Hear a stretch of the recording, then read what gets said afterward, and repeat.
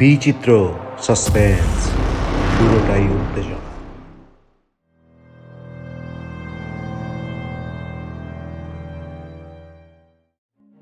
বাংলা এবং বিশ্ব সাহিত্যের রোমাঞ্চকর গল্প নিয়ে বিচিত্র স্টেশনের বিচিত্র সাসপেন্সের নিবেদন।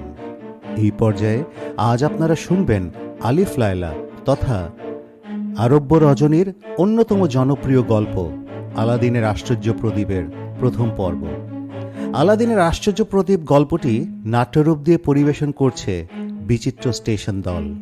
এরকম আরও রোমাঞ্চকর গল্প শুনতে বিচিত্র স্টেশন চ্যানেল সাবস্ক্রাইব করুন, বেল আইকন প্রেস করুন, নোটিফিকেশন পাবেন। শুরু হচ্ছে আজকের গল্প আলাদিনের আশ্চর্য প্রদীপের প্রথম পর্ব।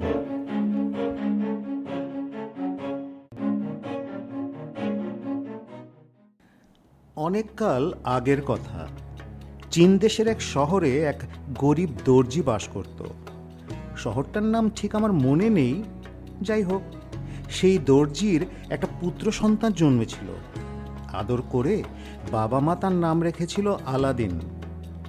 ছেলেটি কিন্তু মা বাবার ইচ্ছে মতো মানুষ হলো না, লেখাপড়ার ধার দিয়েও গেল না। সে হরেক রকমের বদমাশি বুদ্ধি সব সময় তার মাথায় ঘোরাফেরা করত।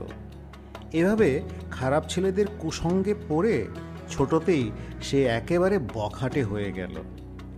যদিও ওর বয়স 10 বছর, আলাদিনের বাবা বুঝে নিল ছেলে লেখাপড়া শিখে মানুষ হবে না। মনে বড় আশা করেছিল ছেলে লেখাপড়া শিখে ভালো কিছু করবে, কিন্তু তার চালচলন দেখে সেই আশা ত্যাগ করল। ছেলেকে কাছে ডেকে বলল, শোনো বাবা আলা, তুমি আমাদের একমাত্র সন্তান। তোমাকে নিয়ে অনেক আশা করেছিলাম, কিন্তু এখন বুঝতে পারছি আমাদের কোনো আশাই তুমি পূরণ করতে পারবে না। যাই হোক, আমার বয়স বাড়ছে, কবে আছি কবে নেই। তুমি এখন থেকে আমার দোকানেই বসো, অন্তত দর্জির কাজটা শেখো। খদ্দের পাতি যা আছে দেখে শুনে চললে তোমার আর তোমার মায়ের তেমন কোনো অভাব হবে না।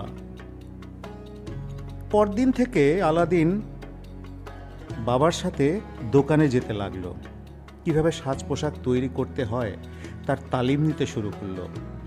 কিন্তু আলাদিনের অস্থির স্বভাব, সুস্থির হয়ে বসে সূচিকর্ম তার পোষাবে কেন? ভাগ পেলেই সে দোকান ফেলে সঙ্গীদের সাথে খেলায় মত্ত হয়ে ওঠে। বাবা কিছুতেই তাকে বশে আনতে পারে না। অনেক বকুনি, ধমকানি, শাসানি, প্রহার, কোনো কিছুই তাকে দোকানমুখী করতে পারল না। বাবা হয়তো কোনো খদ্দেরের সাথে কথা বলতে ব্যস্ত, সেই সুযোগে বাছাধন টুক করে কেটে পড়েছে। তারপর সারা দিন আর তাকে দেখা যায় না। অনেক চেষ্টা করেও ছেলেকে বাধ্য করে কাজে মন বসাতে পারল না। দিন দিন সে মারকামারা বন্ধুদের সাথে মাস্তানি গুলতানি করতে করতে একেবারে চোস্ত রংবাজ বনে গেল প্রায়। বাবা মনের দুঃখে সব আশাই ছেড়ে দিল। ছেলের দুঃখে এবং বয়সের ভারে একদিন সে শয্যা নিল। তারপর কিছুকাল রোগ ভোগের পর একেবারে পরপারে চলে গেল। বিধবা মা দেখল স্বামী চলে গেছে, ছেলে অপদার্থ, সুতরাং দোকানপাট রেখে আর কি হবে, তাই যা পেল সেই দামেই বেচে দিল। আলাদিনের মা সেলাই বোনায় বেশ দক্ষ ছিল। বাজার থেকে পশম কিনে এনে জামা বুনে সে দোকানে দোকানে বিক্রি করে যে লাভ পেত, সেই পয়সা দিয়ে ছেলের ও তার নিজের কোনো মতে চলতে লাগলো। আলাদিনকে সে একমাত্র খাওয়া শোবার সময় ছাড়া কখনোই কাছে পেত না। সারা দিন পাড়ার সমবয়সী বাউন্ডলে ছেলেদের সাথে টোটো করে ঘুরে বেড়াতো সে। মা বিরক্ত হয়ে অনেক সময় ভাবত ছেলেকে আর বাড়িতে ঢুকতে দেবে না, কিন্তু মায়ের মন তার পারে না। এভাবে বন্ধুদের সাথে আড্ডাই আর কি মেরে আলাদিন গায়ে হাওয়া লাগিয়ে ঘুরে বেড়ায়। মা চোখের জল ফেলে আর পশমের জামা বুনে রুটি রুজির পয়সা রোজগার করে। আলাদিনের বয়স যখন 17, তখন তার দেহে যৌবনের জোয়ার আসতে শুরু করে। দেখতে সে সুন্দরী ছিল। প্রথম যৌবনের ছোঁয়া লাগতে আরও সুন্দর মনে হতে লাগলো। তাকে দেখতে লাগলো শাহজাদার মতন। একদিন বাজারের পাশের এক মাঠে তার সঙ্গী সাথীদের সঙ্গে সে খেলায় মেতেছিল। এমন সময় এক দরবেশ ফকির এসে উপস্থিত হলো। লোকটি মুড়ো টাইপের, মরক্কোবাসী। আলাদিনকে দেখে সে মুগ্ধ চোখে তাকিয়ে দেখতে থাকে। বাহ, অপূর্ব সুন্দর তো ছেলেটি। এখানে বলে রাখি, এই দরবেশটি আসলে এক জাদুকর, জ্যোতির্বিদ্যায় অসাধারণ পটু। লোকের মুখ দেখে তার ভাগ্য, বর্তমান, ভবিষ্যৎ সব বলে দিতে পারে। আলাদিনকে দেখতে দেখতে সে ভাবে, হ্যাঁ, এরকম একটি ছেলেরই সে সন্ধান করছিল এতদিন। এর অন্বেষণে সে মরক্কো ছেড়ে এই সুদূর চীন দেশ পর্যন্ত পাড়ি দিয়ে এসেছে। দরবেশ ছেলেদের একজনকে আড়ালে ডেকে আলাদিনের নাম পরিচয় জেনে নিল। দরবেশ এবার আলাদিনকে ডাকে। আলাদিন অবাক হয়, এ আবার কে? চিনতে পারে না। পায়ে পায়ে কাছে এসে দাঁড়ায়। তোমার নাম আলাদিন? আলাদিন ভীষণ অবাক হয়। হ্যাঁ, কিন্তু আপনি জানলেন কি করে মালিক? তোমাকে দেখেই চিনতে পেরেছি বাবা। তোমার আব্বাজান আমার বড় ভাই ছিল। আচ্ছা, তোমাদের দর্জির দোকানটা এখনো আছে? না, মা সে বেচে শেষ করে দিয়েছে। কেন বেচলো কেন? বাবা মারা গেল। আমি তো দর্জির কাজ শেখার সময়ই পেলাম না। এই অবস্থায় দোকানপাট দেখে কে? তাই মা বেচে দিয়ে এখন পশমের জামা বনে বাড়িতে বসে। হঠাৎ ফুপিয়ে ফুপিয়ে কেঁদে উঠল দরবেশ। আলাদিন বিমূঢ় হয়ে পড়ে, বলে, এ কি, আপনি কাঁদছেন কেন? কাঁদবো না? আমার মায়ের পেটের ভাই তোমার বাবা মারা গেছে আর বলছো আমি কাঁদবো না? ওহো আল্লাহ, আমি কি করলাম আল্লাহ? নিজের স্বার্থ নিয়েই মেতে থাকলাম সারাটা জীবন। সহোদর ভাই বাঁচলো কি মরল, একবার তার খবর নেওয়ার ফুরসত করতে পারলাম না। যাক, এই বোধহয় দয়াময় খোদার ইচ্ছা ছিল। তা না হলে মরার আগে শেষবারের মতো এক পলক চোখের দেখাও কি তিনি দেখাতে পারতেন না? দরবেশ চোখের জল মুছে আলাদিনকে বুকের মধ্যে জড়িয়ে ধরে বলে, আজ বড় ভাই নেই, কিন্তু তোমাকে রেখে গেছে সে। তোমার মধ্যেই আমি তাকে খুঁজে পাবো। বেটা, তুমি আমার দুঃখ কষ্ট ঘুচিয়ে দিতে পারবে। এই বলে সে আলাদিনের কপাল, গাল চুমোয় চুমোয় ভরিয়ে দিতে লাগলো। হে আল্লাহ, তোমাকে অশেষ ধন্যবাদ আল্লাহ। আমি আমার ভাইয়ের ছেলেকে পেয়েছি। এই দুঃখে, এই শোকে তুমি আমার একমাত্র সান্ত্বনা। তুমি তোমার বাবার অভাব পূরণ করতে পারবে। দরবেশ তার ব্যাগ থেকে 10টা সোনার মোহর বের করে আলাদিনের হাতে গুঁজে দিয়ে বলে, এটা তোমার মাকে দিও বাবা। আলাদিনের চোখ চকচক করে উঠে। তোমরা কোথায় থাকো? এই কাছেই, আসুন আমার সঙ্গে বাড়িটা দেখিয়ে দিচ্ছি। দরবেশের হাত ধরে সে পাশের একটা গলির মধ্যে ঢুকে পড়ে। অদূরে অবস্থিত একটা ছোট্ট কোঠাবাড়ি দেখিয়ে বলে, ওই যে দেখছেন লাল রঙের বড় বাড়িটার পাশে একটা ছোট একতলা বাড়ি, ওখানেই আমরা থাকি। ঠিক আছে, আজ আর যাব না। কাল গিয়ে তোমার মায়ের সাথে আলাপ করে আসবো, কেমন? তুমি এই দিনার 10টা তোমার মায়ের হাতে দিয়ে বলবে তোমার চাচা এসেছে বিদেশ থেকে, তাকে আমার সালাম জানাবে। বুঝলে বাবা? জি জি, বুঝেছি। আমি এখনই গিয়ে মাকে বলছি। কাল কিন্তু আপনি অবশ্যই আসবেন। নিশ্চয়ই আসবো, সকালেই আসবো। তুমি এখানে দাঁড়িয়ে থাকবে কাল সকালে, আমাকে সঙ্গে করে নিয়ে যাবে, কেমন? বড় ভাইয়ের সাথে দেখা হলো না, কিন্তু তার কবরটা তো দেখতে পাবো। জীবনের শেষ দিনটি পর্যন্ত যে ঘরে শুয়ে যে দাওয়ায় বসে কেটেছে তার, সেই জায়গাগুলো তো দেখতে পাবো। আচ্ছা বাবা, আজ আর নয়, আজ আমি চলি, কাল আবার দেখা হবে। আলাদিন দরবেশের হাতে চুম্বন করে ছুটে যায় মায়ের কাছে। মা ছেলেকে অসময়ে ঘরে ফিরতে দেখে উদ্বিগ্ন হয়। কিরে, শরীর টরীর খারাপ করেছে নাকি? এখনো তো খানার সময় হতে ঘন্টা খানেক বাকি। আলাদিন ওসব কথা গ্রাহ্য করে না।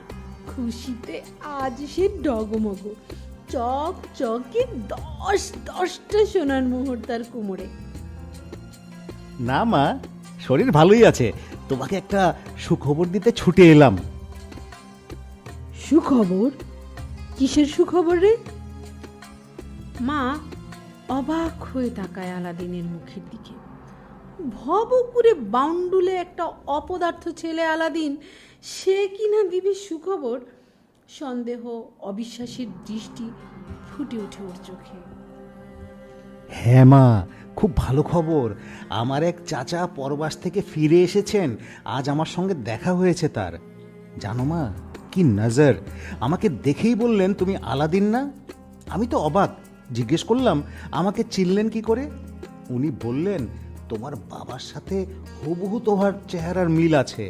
তারপর কত কথা হলো। আমাদের দর্জির দোকান আছে কিনা, তুমি কেমন আছো, সব জিজ্ঞেস করলেন। আলাদিনের মা অবাক হয়ে বলে, কিন্তু বাবা, তোর বাবার কাছে তো তোর এই চাচার কথা কখনোই শুনিনি। তোর এক চাচা ছিল, সে তো অনেক আগে, তুই যখন 5-6 বছরের খোকা, সেই সময় তিনি মারা গেছেন। এই চাচা অনেক দিন আগে দেশান্তরী হয়েছিলেন, তারপর নানা দেশ ঘুরে এই সবে ফিরেছেন। মা ভাবলো হতেও পারে অনেককাল আগের কথা, হয়তো পুরনো শোকের আগুনটা তার স্বামী আর উস্কে দিতে চায়নি। ঠিক আছে বাবা, কাল তাকে নিয়ে আয়, হাজার হলেও চাচা রক্তের সম্পর্ক। পরদিন সকাল হতেই আলাদিন বিছানা ছেড়ে উঠে পড়ে। সাধারণত এত সকালে তার কাছে মাঝ রাত্রির সমান। সকাল 10টার আগে সে কোনো দিন শয্যা ত্যাগ করে না। কিন্তু আজ যে তার চাচাকে আনতে যেতে হবে, চটপট তৈরি হয়ে নিল সে। বিছানার তলা থেকে সেই 10টা মোহর আবার কোমরে বেঁধে নিল। টাকাগুলো সে মাকে দেয়নি, সে সম্বন্ধে কোনো কথাও বলেনি। প্রায় ছুটতে ছুটতে সে বাজারের পাশের সেই খেলার মাঠে এসে দাঁড়ায়। দরবেশ তখনও আসেনি। অধীর আগ্রহে সে অপেক্ষা করতে থাকে, ভাবে হয়তো তারই আসতে দেরি হয়েছে, চাচা দেরি দেখে হয়তো ফিরে গেছেন। কিন্তু না, একটু পরেই দেখা গেল দরবেশ আসছে। এই যে বেটা আলাদিন, কতক্ষণ দাঁড়িয়ে আছো? আমার কি আসতে দেরি হয়ে গেল? আলাদিন আমতা আমতা করে বলে, না মানে আমি ভাবলাম আপনি আগেই এসে পড়েছেন, একা একা দাঁড়িয়ে থাকবেন, তাই আমি একটু আগে এসে দাঁড়ালাম। তা বেশ করেছো, খুব ভালো করেছো। এই নাও, 2টো দিনার নাও। এই 2টো মাকে দিয়ে বলো আমি আজ দুপুরে তোমাদের সাথে খানা পেনা করব। অল্প স্বল্প যা কিছু হোক বাজার টাজার করে এনে রাখতে বলবে। আমি দুপুরে নামাজ সেরে তোমাদের বাসায় যাব। আর হ্যাঁ, তোমাদের বাসাটা আবার একটু ভালো করে চিনিয়ে দাও তো বাবা। কাল যদিও দেখে নিয়েছি, তবু গোলমাল না হয়ে যায়। আলাদিন আবার দূর থেকে বাসাটা দেখিয়ে দিল দরবেশকে। তারপর বিদায় নিয়ে মায়ের কাছে চলে এলো এক ছুটে। দিনার 2টো হাতে গুজে দিয়ে বলল, চাচা তোমাকে দিতে বললেন, বাজার করে খানাপিনা পাকাও, তিনি নামাজ সেরে খেতে আসবেন।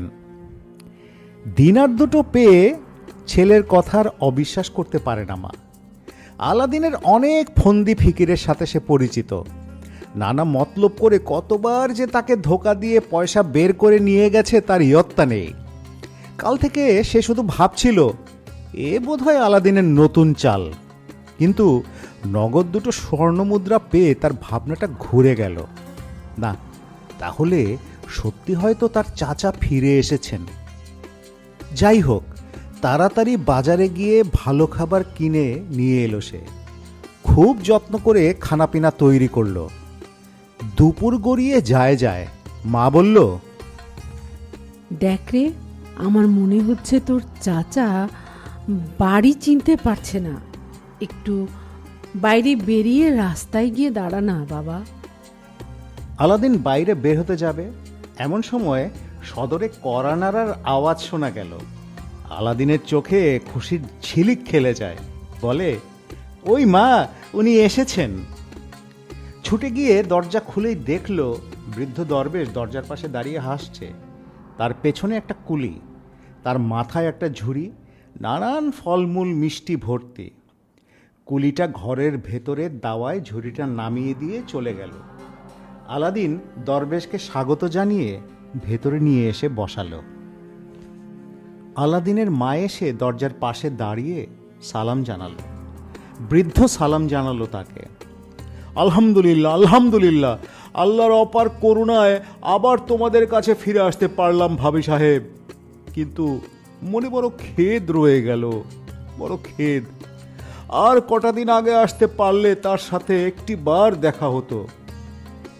শেষের দিকের কথাগুলো বেশ ভারাক্রান্ত হয়ে এলো। জামার হাতাটা দিয়ে চোখ মুছল দরবেশ।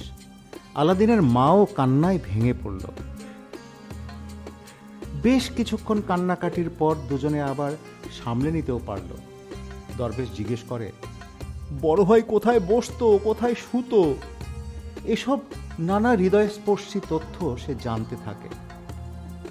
আলাদিনের মায়ের মনে আর বিন্দু মাত্র সংশয় থাকে না যে তার স্বামীর সহোদর ভাই ফিরে এসেছে। বলে, আল্লাহর কাছে যে আশ্রয় নিয়েছে তার জন্য আমরা শোক করি কেন ভাইজান? আসুন সকলে মিলে তার কাছে আমরা মোনাজাত করি।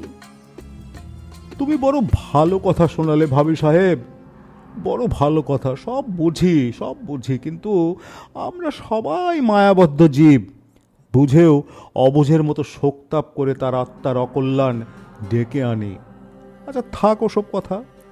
আচ্ছা বলো দেখি, আলাদিন কি করছে? রোজগারপাতি যা করছে তাতে সংসার চলছে তো? আলাদিনের মা এই কথার কি জবাব দেবে? কি বলবে যে তার ছেলে একটা অপদার্থ বাউন্ডলে? কি করে বলবে এত বড় ছেলে এক পয়সাও রোজগার করে না, মায়ের ঘাড়ে বসে খায়? আর কি করেই বা বলবে যে পশমের জামা বুনে তার দিন চলে? না না ভাবি, চুপ করে থেকো না ভাবি সাহেব। ওর বাবার অবর্তমানে আমি চাচা, তার দেখাশোনা করার একমাত্র লোক। আমার কাছে লজ্জা শরম করার তো কোনো ব্যাপার থাকতে পারে না। বলো, সে এখন ব্যবসাপত্র কি করছে? কিছুই করে না আলাদিন, সারাদিন বন্ধুদের নিয়ে ঘুরে বেড়ায়, শুধুমাত্র খাবার সময় হলে বাড়ি ফিরে। খুব অন্যায়, এ তো খুব অন্যায়। কই আলাদিন, এদিকে এসো, আমার সামনে এসে দাঁড়াও। আলাদিন চোরের মতো জড়সড় হয়ে একপাশে এসে মাথা নিচু করে দাঁড়ায়। কি বেটা, কাজকাম করতে মন চায় না, এই তো? আলাদিন কোনো জবাব দেয় না, দিতে পারে না, চোখ তুলতেও পারে না মাটি থেকে। দরবেশ এবার ওকে আদর করে পাশে ডাকে। কিন্তু কাজ করতে মন চায় না কেন? মনের মতো কাজ পাওনি বলে, তাই তো? ধরো যদি আমি তোমাকে বাজারে বেশ বড়সড় রেশমি কাপড়ের দোকান করে দিই, চালাতে পারবে? আলাদিনের চোখ চকচক করে ওঠে, বলে, হ্যাঁ হ্যাঁ, খুব পারবো। এরপর খানাপিনা সাজিয়ে দেয় আলাদিনের মা। খেতে খেতে দরবেশ বলে, প্রায় 30 বছর আগে ভাগ্য অন্বেষণে আমি পরবাসী হই। আরব, বাগদাদ, হিন্দুস্থান, নানা দেশ ঘুরতে ঘুরতে মিশরে চলে যাই। সেখানে বছর 10 কাটানোর পর মরক্কোতে গিয়ে পাকাপাকিভাবে আজ 20 বছর ব্যবসা করছিলাম। টাকা পয়সা অনেকই রোজগার করলাম, কিন্তু ভাবি, সত্যি কথা বলতে কি, মনে শান্তি পেলাম না। যতই বয়স বাড়তে লাগলো ততই দেশের জন্য মন অশান্ত হয়ে উঠল। তখন কি জানি ভাই আমাকে ডাকছে, তাহলে তো সব কাজ ফেলে তখনই চলে আসতাম। আজ যাই কাল যাই করতে করতে এত দেরি হয়ে গেল যে ভাইকে আর চোখের দেখাটাই দেখতে পারলাম না। রক্তের এমনই টান, সেই সুদূর মরক্কোতে বসেও আমি ঠিকই বুঝতে পেরেছিলাম ভাই আমাকে ডাকছে, সেই এলামও।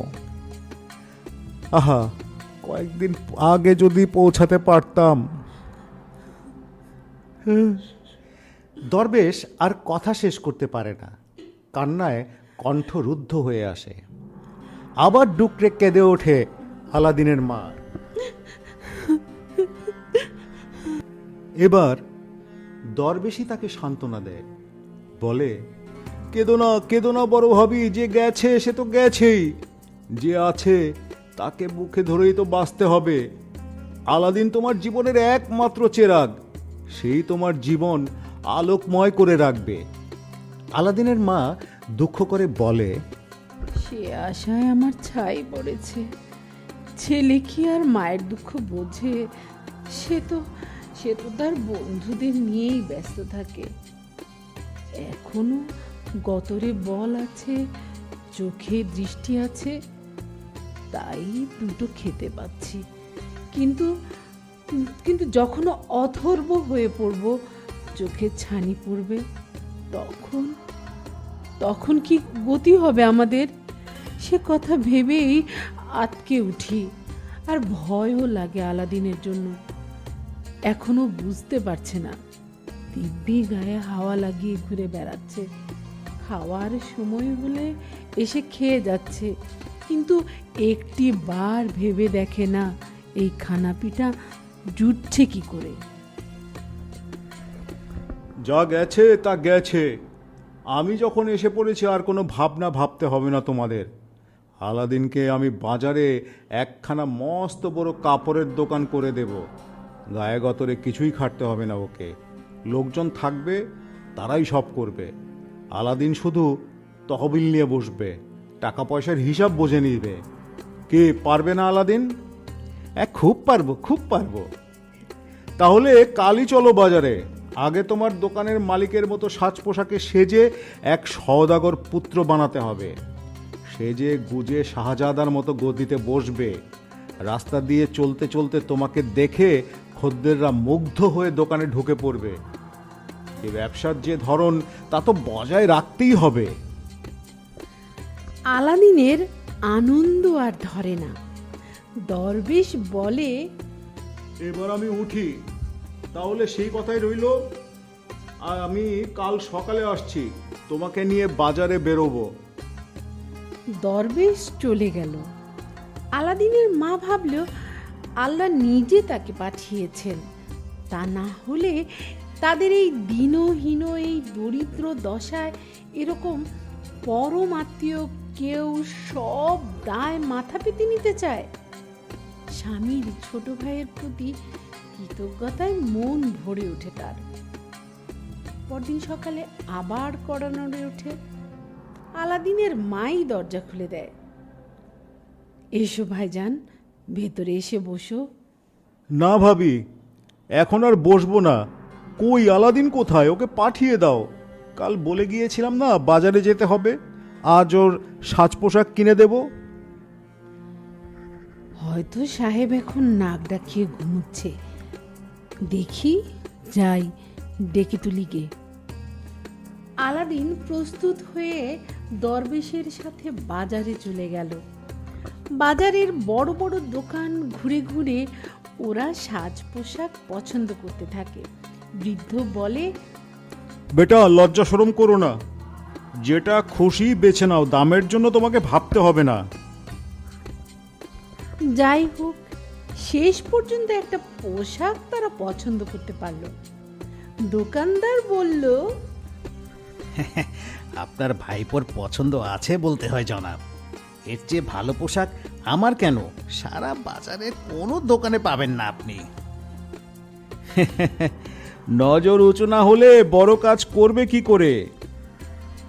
ডোরা কাটা রেশমি শেরওয়ানি, সাদা পাগড়ির মধ্যে সোনার জরির কাজ, কাশ্মীরের কোমরবন্ধ, টক টকে লাল চামড়ার জুতো। দোকানের দামটা যাই চাইলো না কেন, এক পয়সাও দরাদরি না করে পুরো টাকাটাই বের করে দিল বৃদ্ধ। তারপর পোশাকের মোড়কটা আলাদিনের হাতে দিয়ে বলল, বেটা চলো, এবার তোমায় হামামখানায় নিয়ে যাব। খুব সুন্দর করে ঘষে মেজে গোসল করিয়ে একেবারে নতুন সাজে সাজাবো তোমাকে। গোসল শেষে আলাদিন নতুন এক নওজোয়ান যুবক হয়ে বেরিয়ে এলো। গোসলের পর নাস্তা, খাবার দোকানে বসে দুজনে তৃপ্তি করে খানাপিনা সারলো। বৃদ্ধ বলল, এবার ওই পাশের ঘরটায় ঢুকে পড়ো, ওখানে আয়না প্রসাধন সব আছে। খুব পরিপাটি করে ইচ্ছে মতো কাজল সুরমা আতর মাখিয়ে আসো। এমন বাদশাহী জায়গা আলাদিন জীবনেও দেখেনি। সেজে গুজে যখন বেরিয়ে এলো, তখন তাকে কে বলবে সে শাহজাদা নয়? যেমন চাঁদের মতো রূপ, তেমনি জমকালো তার সাজ পোশাক। প্রথম দর্শনে মনে হয় যেন কোনো সুলতান বাদশার পুত্র। আলাদিন এসে বৃদ্ধের করচুম্বন করে, সেও তাকে জড়িয়ে ধরে বুকে। এই তোমার চলা শুরু হলো বেটা, এবার আসল কাজে নামতে হবে। চলো বাজারের দিকে যাই। কোথায় তুমি দোকান খুলতে চাও আমাকে দেখিয়ে দাও, আমি সেখানেই তোমার দোকান খুলে দেব। দোকানের জায়গা পছন্দ করার পর বৃদ্ধ বলল, এবার চলো একটু শহরটা ঘুরে ঘুরে বেড়ানো যাক, লোকে তোমাকে দেখুক। তুমি যে একজন যেই সে লোকের ভাইয়ের ছেলে নও সেটা তারা জানুক। এইভাবে নানা জায়গা ঘুরে বাসায় ফিরে আসতে মা ছেলেকে দেখে চিনতেই পারে না। অমন বাদশাহী সাজ পোশাকে সজ্জিত আলাদিন। এ আলাদিন আর সে আলাদিন নেই, একেবারে অন্য মানুষ বনে গেছে। বৃদ্ধকে যে কি বলে ধন্যবাদ জানাবে বুঝতে পারে না। ভাইজান, আমাদের বড় দুঃসময়ে তুমি আল্লাহর আশীর্বাদ হয়ে নেমে এসেছো। তা না হলে এসব আমার স্বপ্নের অতীত ছিল। খোদা তোমাকে নেক হায়াত দান করুন। আরে ভাবি, এর জন্য ধন্যবাদ জানাচ্ছ কেন? এ তো আমার কর্তব্য। আলাদিন আমার ভাইজানের ছেলে, আলাদিনের বাপের অভাব আমি তো মেটাবো। আজ ভাইজান বেঁচে থাকলে যা করতো আমিও তাই করতে চাই। আলাদিনের মায়ের দুই গাল বেয়ে অশ্রুধারা নেমে আসে। খোদা মেহেরবান ভাইজান, তা না হলে এই সময় তোমার মতো একটা নির্ভরযোগ্য বটের ছায়া আমি পাবো কি করে? এখন থেকে আলাদিনকে তোমার হাতেই সঁপে দিলাম। ছেলেটা একেবারে অমানুষ হয়ে যাচ্ছিল, এবার হয়তো তোমার শাসন শিক্ষায় ও সত্যিকারের মানুষ হতে পারবে। হয়তো কেন ভাবিজি, নিশ্চয়ই পারবে। কালক্রমে দেখবে তোমার ছেলে সারা দেশের মধ্যে সেরা হয়ে উঠবে। পরশুই ওকে আমি দোকানে বসিয়ে দেব, আর বাউন্ডলে পানা করতে পারবে না। কাল ওকে আমি নিয়ে যাব শহর ছাড়িয়ে এক পাহাড়ের পাশে এক বাগান বাড়িতে। সেখানে শহরের নাম জাদা সব সওদাগর আমোদ প্রমোদ করতে আসে। ওদের সাথে আলাদিনের ভাবসাব রাখা দরকার। বড় ব্যবসা করতে গেলে বড় মানুষের সাথে ওঠা বসা করতে হয়, তা না হলে ব্যবসায় নামডাক কি করে হবে? আচ্ছা, এখন আমি চলি, কাল আবার এসে আমি আলাদিনকে নিয়ে যাব। সারা রাত ধরে আলাদিনের চোখে আর ঘুম আসে না। জেগে জেগে নানা রকম স্বপ্ন সে কল্পনা করতে থাকে। সে ব্যবসা করবে, মস্ত বড় সওদাগর হবে, অনেক টাকা হবে তার, অনেক ধন দৌলত। তখন কি আর সেই জরাজীর্ণ পোড়া বাড়িতে পড়ে থাকবে? সুলতানের উজিরের প্রাসাদের মতো একখানা সুন্দর প্রাসাদ বানাবে। কত লোক লস্কর, কত নফর চাকর, বাদি দাসী গম গম করবে সারা প্রাসাদ। সে হবে তার একমাত্র মালিক। তার ইশারায় কত লোক উঠবোস করবে। আলাদিন আর ভাবতে পারে না, বিছানা ছেড়ে উঠে দাঁড়ায়। নিশিরাত, চারদিক নিস্তব্ধ, নিরন্ধ অন্ধকার। ঘরের মধ্যে চেরাগের সলতেটা নিষ্প্রভ হয়ে ধুঁকছে। আলাদিন আলোটা জোরালো করে দেয়। আলনায় ঝোলানো পোশাকটা সে নেড়েচেড়ে দেখে। ঝুঁকে পড়ে নাক দিয়ে নতুন সাজের গন্ধ গ্রহণ করতে থাকে। আতরের খুশবু তখনও সুবাস ছড়াচ্ছিল সারা পোশাকটায়। এভাবে একসময় সকাল হয়ে আসে। আলাদিন হাত মুখ ধুয়ে সাজ পোশাক পরে অধীর আগ্রহের পথের দিকে তাকিয়ে থাকে। সময় যেন আর কাটতে যায় না। অস্থিরভাবে পায়চারি করে এদিক ওদিক। আজ যেন চাচা একটু দেরি করছেন, কিন্তু দেরি করার মানুষ তো তিনি নন। কিংবা সেই কি অনেক সকালে উঠে পড়েছে? যাই হোক, একটু পরে বৃদ্ধ দরবেশ এসে পড়ল। আলাদিনের জন্য ঘাম দিয়ে জ্বর ছেড়ে দিল। কেননা তার মনে হচ্ছিল আজ যদি চাচা না আসেন তাহলে বেড়াতে যাওয়াটা মাঠে মারা যাবে। কিন্তু আলাদিনের আশঙ্কা অমূলক। একটু পরেই বৃদ্ধ দরবেশ এসে হাজির। আলাদিন ছুটে গিয়ে ওর করচুম্বন করে বলল, আমি ভাবলাম চাচা আপনি বোধহয় এলেন না। বৃদ্ধ হাসে, আলাদিনের পিঠ চাপড়ায়। খুব অধৈর্য হয়ে উঠেছ বুঝি? চলো, আর দেরি নয়, এখনই বেরিয়ে পড়া যাক, অনেক দূর যেতে হবে। আলাদিন পা বাড়িয়েই ছিল, বলে, চলুন চলুন। হাঁটতে হাঁটতে ওরা শহরের শেষ প্রান্তে এসে পড়ে। এরপর বিস্তীর্ণ শস্য শ্যামল প্রান্তর। তাও এক সময় অতিক্রম করে গাছপালায় ঘেরা এক গ্রামের মধ্যে প্রবেশ করে। কত সুন্দর ঘরবাড়ি, বাগ বাগিচা পেরিয়ে আরও সামনে এগিয়ে চলে। আলাদিন ক্লান্ত বোধ করে, বলে, চাচা কত পথ পার হয়ে এলাম, আর কত দূর যেতে হবে? সামনে তো পাহাড় ছাড়া আর কিছুই দেখছি না। আমি আর পথ চলতে পারছি না চাচা, বড্ড খিদে পেয়েছে। বৃদ্ধ দরবেশ একটা ঝোলা থেকে বেশ কিছু ফল আর পিঠা বের করে আলাদিনের হাতে দেয়। নাও, খেয়ে নাও, আর বেশি দূর নয়, ওই তো কাছেই এসে পড়েছি। পৌঁছলে দেখবে কি মজার জায়গা, সারা দুনিয়ায় তার জুড়ি নেই। এভাবে নানা আশার কথায় ভুলিয়ে আলাদিনকে পাহাড়ের কাছে সেই মরুপ্রান্তরও পার করে নিয়ে যায় দরবেশ। অবশেষে ওরা পৌঁছায় পাহাড়ের পাদদেশে এক সুন্দর উপত্যকায়। একটা পাথরের খণ্ডকে আসন করে ওরা পাশাপাশি বসে। দরবেশ আলাদিনের কাঁধে হাত রাখে, বলে, নাও একটু বিশ্রাম করে নাও, এখানে ঘুমে চোখ জড়িয়ে আসছে না? আচ্ছা, একটু ঘুমিয়ে নাও, তারপর আমি তোমাকে এক অলৌকিক মজার জিনিস দেখাবো। সে জিনিস সারা দুনিয়ার কেউ তোমাকে দেখাতে পারবে না, এবং আমার বিশ্বাস পৃথিবীর কোনো মানুষই কোনো কালে দেখেনি সেটা। যখন তুমি দেখবে, সারা দিনের এই পরিশ্রম সব সার্থক হবে তখন। কিছুক্ষণ বিশ্রাম করার পর আলাদিন চোখ খুলে অবাক হয়ে দেখে তার চোখের সামনে বিস্তীর্ণ এক লতা গুল্মের ঝোপ জঙ্গল। দরবেশ বলে, ওঠো ওঠো, উঠে পড়ো, যাও ওই জঙ্গল থেকে এক আটি শুকনো ডালপালা কুড়িয়ে নিয়ে এসো। অল্পক্ষণের মধ্যেই আলাদিন এক বোঝা শুকনো ডালপালা এনে হাজির করে। বৃদ্ধ বলে, বাবা, চমৎকার চমৎকার, এবার আমার পেছনে এসে দাঁড়াও।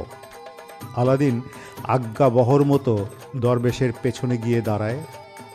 দরবেশ তার কোমর থেকে একটা চকমকির বাক্স বের করে কাঠের পালায় আগুন জ্বালিয়ে দেয়। শুকনো কাঠ দাও দাও করে জ্বলে ওঠে। এবার বৃদ্ধ একটা ছোট্ট কচ্ছপের খোলের বাক্স বের করে।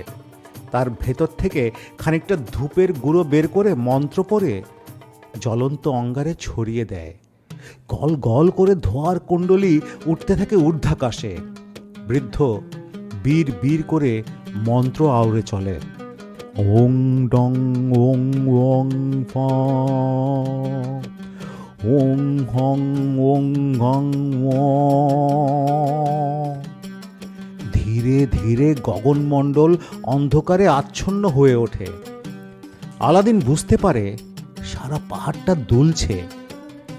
হঠাৎ বিরাট এক শব্দ করে পাহাড়ের এক ধারটা বিদীর্ণ হয়ে যায়। আলাদিন লক্ষ্য করে অদূরে ৮-১০ হাত ব্যাসের একটা সুড়ঙ্গের মতো গর্ত হয়ে গেছে। বৃদ্ধ ওর হাত ধরে বলল, এসো, দেখবে এসো। গর্তটা খুব একটা গভীর নয়, ৮-১০ হাত হবে। দরবেশ বলল, তাকিয়ে দেখো, ওই গর্তটার নিচে একখানা শ্বেত পাথরের খণ্ড দেখতে পাচ্ছ? হ্যাঁ হ্যাঁ, পাচ্ছি। আর কি দেখছো? পাথরটার মাঝখানে দুখানা পিতলের কড়া। নিচে নেমে পড়ো, ওই কড়া দুখানা ধরে পাথরটাকে টেনে তুলতে হবে। আলাদিন শিউরে উঠে বলে, ওরে বাবা, ওই বড় পাথর আমি টেনে তুলতে পারি নাকি? আমি পারবো না। আমি বলছি তুমি পারবে, নেমে পড়ো, নামো। আলাদিন ভয়ে কাঁপতে থাকে। না, আমি পারবো না, আপনিও আসুন, দুজনে মিলে চেষ্টা করি, তবে হয়তো ওঠানো যেতেও পারে।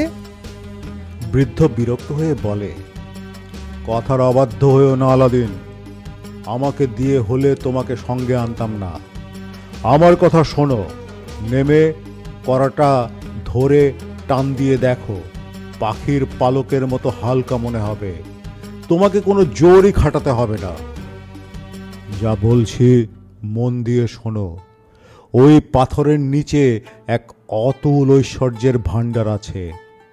আল্লাহ তোমার জন্যই তা বরাদ্দ করে রেখেছেন। তোমার কপালের লিখন আমি পড়ে ফেলেছি। যদিও আমার অসীম ক্ষমতা, ইচ্ছে করলে এক পলকে আমি প্রলয় ঘটিয়ে দিতে পারি, তবুও ওই পিতলের কড়া দুটো স্পর্শ করার এখতিয়ার আমার নেই। একমাত্র তুমি ছাড়া ওই পাতালপুরীতে অন্য কেউ প্রবেশ করতে পারবে না। শুধু তুমি ওই গুপ্তধন আবিষ্কারের একমাত্র হকদার। এখন কিভাবে কি করতে হবে তাই আমি তোমাকে বলে দিচ্ছি। যা পাওয়া যাবে আধাআধি ভাগ করে নেব আমরা। এতক্ষণে আলাদিনের মন থেকে ভয় কিছুটা মুছে যায়। বলে, আমি রাজি, বলুন চাচা, কি কি করতে হবে আমাকে? আমি অক্ষরে অক্ষরে পালন করব। এই তো খুব ভালো ছেলে। বৃদ্ধ বুকে জড়িয়ে ধরল আলাদিনকে, আদর করতে করতে বলল, তুমি আমার ছেলে, এই দুনিয়ায় আমার বলতে তো কেউই নেই, তুমি আমার সব। শুধু তোমার ভালোর জন্যই আমি সেই সুদূর মরক্কো থেকে এসেছি। আচ্ছা, আর দেরি করো না, এবার নামো, ওই কড়া দুটো টেনে তোলো পাথরটা। আলাদিন লাফ দিয়ে নিচে নামল। বৃদ্ধ বলল, এবার কড়ায় হাত লাগাও, দেখবে তুলোর মতো হালকা হয়ে উঠে আসবে। আলাদিন কড়া টানতেই পাথরের সেই প্রকাণ্ড খণ্ড আলগা হয়ে হাতের সঙ্গে উঠে এলো। আলাদিন পাথরখণ্ড এক পাশে দাঁড় করিয়ে রাখল। নিচে একটা গুহা। উঁকি দিয়ে দেখলো সিঁড়ি নেমে গেছে। 12টা ধাপের নিচে একখানা বিরাট দরজা। রুদ্ধ দরজার পাল্লা দুখানা তামার পাতে গড়া, অসংখ্য বল্টু দিয়ে আটা। বৃদ্ধ নির্দেশ করে, নিচে নেমে যাও, দরজা আপনা আপনি খুলে যাবে। দরজা দিয়ে ঢুকলে দেখতে পাবে একটা বিরাট ঘর। ঘর 3টা, দরজা দিয়ে 3টা কামরায় ভাগ করা আছে। প্রথম কামরায় দেখতে পাবে একটা বিরাট 4টি তামার জ্বালা, সেগুলো তরল সোনায় ভরা। পাশের কামরায় দেখবে ওরকমই 4টি রূপোর জ্বালা, তার মধ্যে আছে সোনার গুরু। আর শেষ কামরায় দেখবে 4টি সোনার জ্বালা, তার মধ্যে আছে সোনার মোহর। তুমি কিন্তু এসব কিচ্ছু লক্ষ্য করবে না। সাবধান, ভুলেও ওই জ্বালার গায়ে হাত ঠেকাবে না। যদি ঠেকাও, সঙ্গে সঙ্গে তুমি পাথর হয়ে যাবে। 3য় কামরার শেষে আরেকটা দরজা পাবে। সেই দরজা দিয়ে এগোলে এক মনোরম বাগিচার মধ্যে গিয়ে পড়বে তুমি। চারদিকে কত রকমের ফুল আর ফল দেখে চোখ জুড়িয়ে যাবে। কিন্তু ওসবের দিকে নজর দিবে না, আরও এগিয়ে যাবে। আরও খানিকটা এগোলে দেখবে একটা থাম লাগানো আছে, একটা সিঁড়ি। সেই সিঁড়ি বেয়ে সোজা উপরে উঠে যাবে। দেখবে একটা ছাদের আঙিনা। ছাদের উপরে দাঁড়িয়ে সামনের দিকে তাকালেই দেখতে পাবে দুই থামের মাঝখানে ফাঁকে একটা চেরাক রাখার জায়গা। সেই জায়গার উপরে একটা পেতলের চেরাক দাঁড়িয়ে আছে, তার মাথায় একটা চেরাক জ্বলছে। তুমি এগিয়ে যাবে, ফু দিয়ে চেরাক বাতিটা নিভিয়ে দেবে। তারপর চেরাকটাকে হাতে তুলে ছাদের উপরে উপুর করে সব তেল ঢেলে দিয়ে তোমার জামার তলায় লুকিয়ে আবার নিচে নেমে আসবে। তোমার এই মূল্যবান জামা কাপড় নষ্ট হওয়ার কোনো ভয় করো না, কারণ চেরাগের তেলে কোনো দাগ লাগবে না। এই তেল সাধারণ কোনো তেল নয়। এরপর আর কোথাও দাঁড়াবে না। যে পথে যাবে ঠিক সেই পথ ধরেই আবার আমার কাছে ফিরে আসবে। তবে ঘাবড়ে যেও না, মুখের হাবভাব দেখে যেন বোঝা না যায় তুমি চেরাগ বাতি চুরি করে পালাচ্ছ। এমন সহজ সাধারণভাবে চলবে যেন ব্যাপারটা কিছুই নয়, বড়জোর দেখে মনে হতে পারে বাগানে বেড়াতে এসছো তুমি। আর চেরাগটা যদি একবার আমার হাতে এনে দিতে পারো আলাদিন, তখন আর পায়কে আমাদের। তামাম দুনিয়ার সেরা ধনী হতে পারবো আমরা। দরবেশ তার নিজের আঙুল থেকে একটা আংটি খুলে আলাদিনকে ছুঁড়ে দিল। এটা পরে নাও, এই আংটি মন্তব্যত, কাছে থাকলে কোনো বিপদ হয় না। শয়তানের নজর দিয়ে কোনো কাজ নষ্ট করতে পারে না। তাছাড়া বুকের সাহসও অনেক বেড়ে যাবে। দেখো, এখন ভালোই ভালোই তোমার কাজ সমাধা করে ফিরে এসো, তারপর দেখবে আমরা কত বড় লোক হয়ে গেছি। আর শোনো আলাদিন, তোমার ওই শেরওয়ানিটা গুটিয়ে কোমরে গুজে নাও। সাবধান, কোনোভাবেই যেন ওই জ্বালাগুলির সাথে ছোঁয়াছুঁয়ি না হয়ে যায়, তাহলে তুমিও খতম হয়ে যাবে, আর চেরাগ বাতি লাভের আশাও ছাই হয়ে যাবে। আলাদিন নিচে নেমে গেল, শেরওয়ানির ঝুল কোমরে গুঁজে নিল। দরজার সামনে দাঁড়াতেই পাল্লা দুখানা সরে গেল। আলাদিন ঘরে প্রবেশ করলো। চাচার কথা মতো কোনো দিকেই সে দৃষ্টিপাত করলো না। এক এক করে 3খানা ঘরই পার হয়ে বাগানের মধ্যে এসে দাঁড়ালো। সামনেই সেই সিঁড়ি, সোজা উপরে উঠে গেল আলাদিন। ছাদের উপরে দাঁড়িয়ে দেখতে পেল জ্বলন্ত চেরাগ বাতিটা। একটা পিতলের চেরাগদানি উঁচু একটি স্তম্ভের মাথার উপরে বসানো। কাছে গিয়ে ফু দিয়ে নিভিয়ে দিল আলাদিন। তারপর বাতিটা নিয়ে সব তেল নিংড়ে ফেলে জামার তলায় লুকিয়ে নিয়ে আবার সিঁড়ি বেয়ে নিচে নেমে এলো। বুকের মধ্যে ঠিপ ঠিপ করছে, কিন্তু নিজেকে শান্ত রাখতে হবে। চাচা বলে দিয়েছেন, তবুও একটু ভয় তো লাগছেই। তবুও সে নির্বিকার হওয়ার ভান করে বাগানের এদিক ওদিক তাকিয়ে তাকিয়ে দেখতে লাগলো।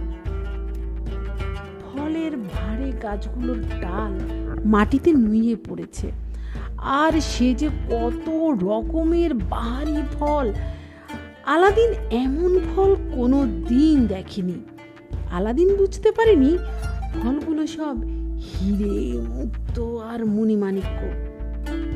আলাদিন অনেক আশা নিয়ে একটা ফল ছিঁড়ে নেয়, কিন্তু এ কি, এ তো খাওয়ার ফল নয়, পাথরের মতো শক্ত যে। আলাদিন ভাবলো আসলে এগুলো নানা রকমের রঙিন কাচের খেলনা। হতাশায় ছেয়ে গেল মন। যাই হোক, মাকে দেখাবে বলে যতটা পারলো ছিঁড়ে ছিঁড়ে জামার পকেটে, কোমরের বন্ধনীতে ভরে নিল সে। আবার সেই 3 কামরার জ্বালাগুলোর স্পর্শ বাঁচিয়ে সাবধানে পার হয়ে আসে আলাদিন। 12খানা সিঁড়ি বেয়ে উপরে উঠে আসতেই দেখে পাথরের খণ্ডটির পাশে দাঁড়িয়ে আছে বৃদ্ধ। তার চোখ দুটো ভাটার মতো জ্বলছে। গম্ভীর কণ্ঠে বলল, এনেছো আমার চেরাগ? দাও আমাকে। এনেছি চাচা, দিচ্ছি। আগে আমি উপরে উঠি, তারপর এই কাচের খেলনাগুলো সব নামাই, তারপর বের করে দিচ্ছি। না, এখনই এখনই দাও। বারে, আমি সারা জামা পায়জামা ভরে এই কাচের ফলগুলো নিয়ে এসেছি, এগুলো নামাতে দিন। তাড়াহুড়ো করলে সব ভেঙে গুড়িয়ে যাবে তো। এগুলো ঠিকমতো নামিয়ে রাখি, তারপর আপনার চেরাগ বাতি বের করে দিচ্ছি। সে তো একেবারে আমার পেটের সঙ্গে গোজা আছে, একেবারে তলায় চাপা পড়ে আছে। দরবেশের চোখ থেকে আগুন ঠিকরে বের হচ্ছে। বুঝেছি। আমার সঙ্গে চালাকি শুরু করেছো, ভেবেছো আমি কিছু বুঝি না। আমি ওসব কোনো কথাই শুনতে চাই না। দেবে কিনা বলো, তা না হলে এখনই মজার টের পাইয়ে দেব শয়তান। আমার চেরাগ বের কর, বের কর আমার চেরাগ। আলাদিন বুঝতে পারে না হঠাৎ চাচা কেন এত ক্রুদ্ধ হয়ে উঠলেন। বলে, কিন্তু আমাকে তো বের করতে দিবেন চাচা, আমি তো বের করতে পারছি না। চাচা?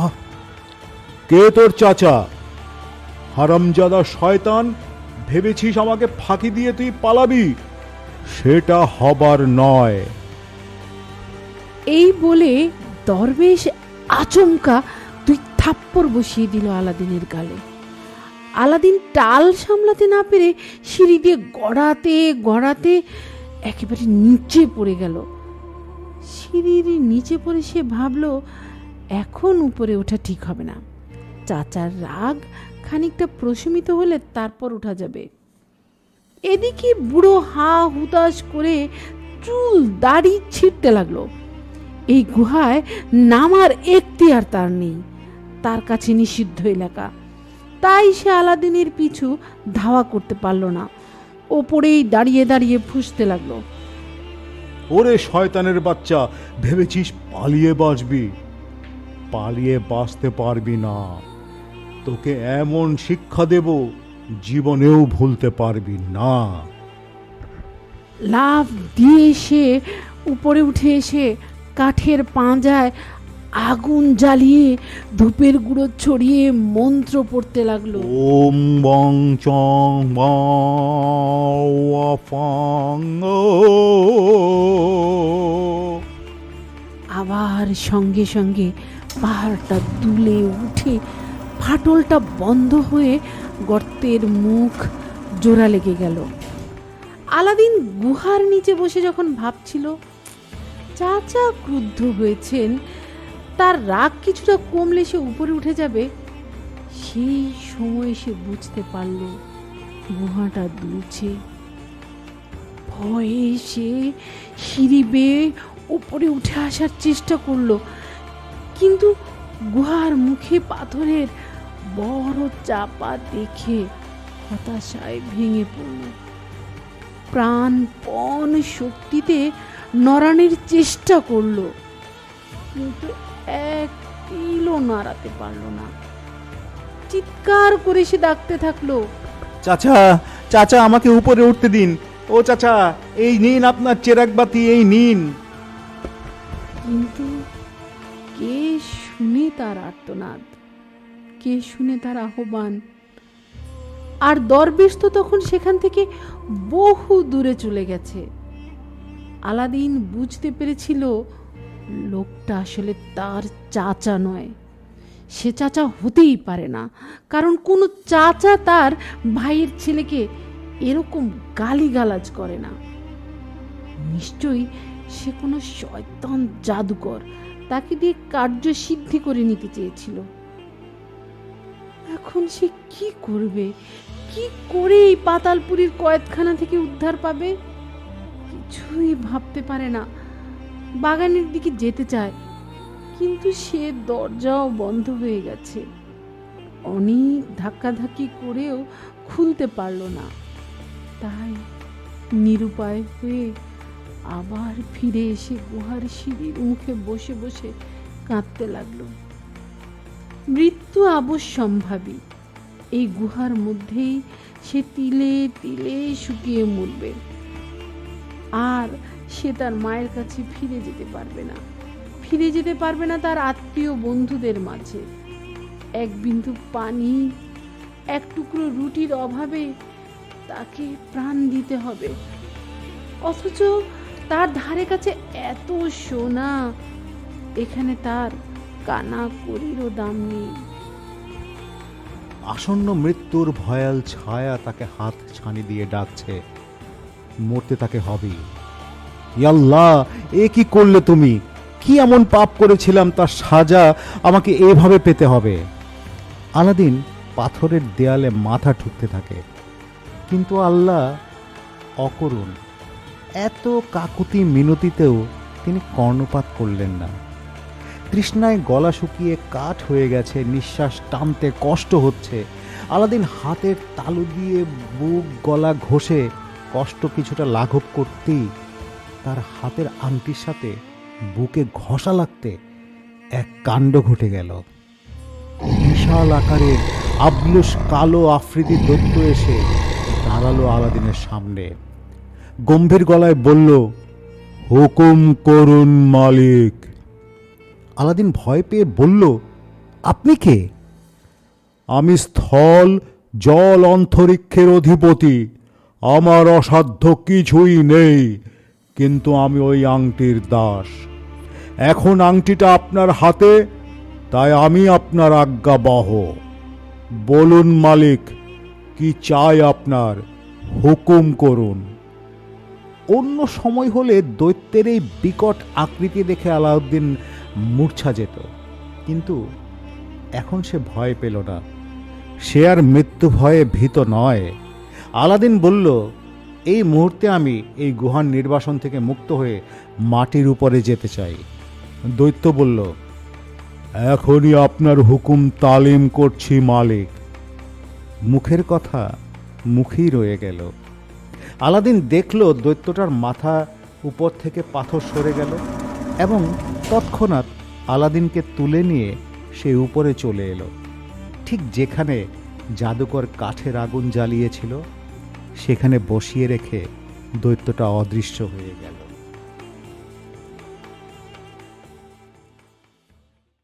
বিচিত্র স্টেশনের বিচিত্র সাসপেন্সে আজ আপনারা শুনলেন আলিফ লায়লা তথা আরব্য রজনীর অন্যতম জনপ্রিয় গল্প আলাদিনের আশ্চর্য প্রদীপ। এরকম আরও অনেক গল্প শুনতে এবং নানান বৈচিত্র্যময় অনুষ্ঠান দেখতে বিচিত্র স্টেশন চ্যানেল সাবস্ক্রাইব করুন, বেল আইকন প্রেস করুন, নোটিফিকেশন পাবেন। আমাদের সাথে থাকুন।